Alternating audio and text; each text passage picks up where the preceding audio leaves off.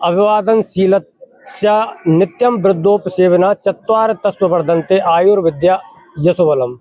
और कहते हैं साथियों, हरि व्यापक सर्वत्र समाना, प्रेम से प्रकट हो शिव जाना। भगवान जैसे ऑक्सीजन प्रत्येक जगह है, ऐसे ही भगवान प्रत्येक जगह है।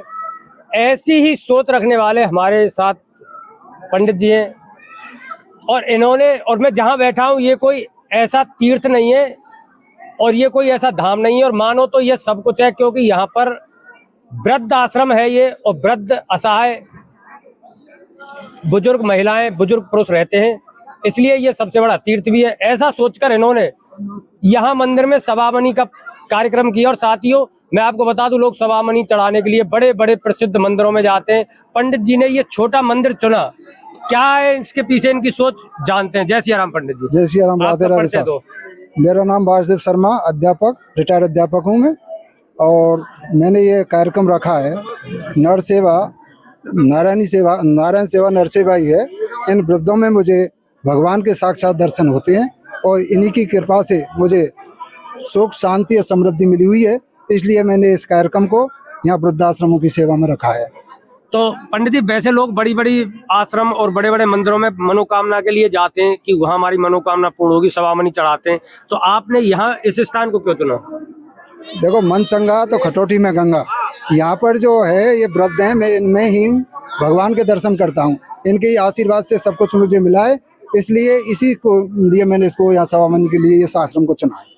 आपका उद्देश्य बहुत अच्छा है और आप संदेश भी बहुत अच्छा दे रहे हो। साथियों, मैं भी कहूँगा कि आप ऐसे ही इनसे प्रेरित होकर के आप ईश्वर को प्रत्येक जगह देखें और प्रत्येक जीव में देखें, क्योंकि रामचरितमानस में कहा गया कि सिया राम में सब जग जानी, करो प्रणाम जोर जुग पानी। तो प्रत्येक जीव में नारायण है, ऐसा सोचकर इन्होंने यहाँ पर सवामनी का कार्यक्रम रखा और अपने रिश्तेदार, नातेदार, सगे संबंधियों को यहीं पर बुलाया और सबके वृद्धों के दर्शन कराए। और हमारे साथ वृद्धाश्रम को संचालित करने वाले सेठ जी हैं। जय सिया राम सेठ जी, आपका परिचय बताओ। मैं अशोक कुमार गुप्ता, अध्यक्ष श्री कृष्णाम वृद्धाश्रम मुर्की बयाना। ये करीब आज से 4 साल पहले चालू हुआ था। कोविड में इसका निर्माण शुरू करवा दिया था। आज बन करके इसको भव्यता मिल गई है। अभी यहाँ पर करीब 40 वृद्ध माता और वृद्धजन रह रहे हैं, जिनकी निःशुल्क सेवा की जाती है। सुबह का चाय, नाश्ता, खाना, शाम का भोजन, बिस्तर, कपड़े, नहाना धोना सब यहाँ पर निःशुल्क रहता है सबका। वृद्धों की सेवा करना एक भगवान की सेवा करने के बराबर ही है। यही सोच करके हमने इसका बीड़ा उठाया था कि कैसे भी ये बनना चाहिए। जन सहयोग से, ठाकुर जी की कृपा से ये आज खड़ा हो गया, जिसमें काफी लोग आते हैं, दर्शन करने भी आते हैं। अभी जन सहयोग मिल रहा है? हाँ, जन सहयोग। तो सरकार से भी कोई सहयोग नहीं? सरकार से कोई सहयोग नहीं है, ना हम लेना चाहते हैं। केवल क्षेत्रवासियों से सहयोग? हाँ। सरकार से जब सहयोग ले लेंगे तो सेवा नहीं हो पाएगी। अच्छा। इसलिए हमने कभी ऐसा मानस रखा भी नहीं है, अपना बनाया भी नहीं है।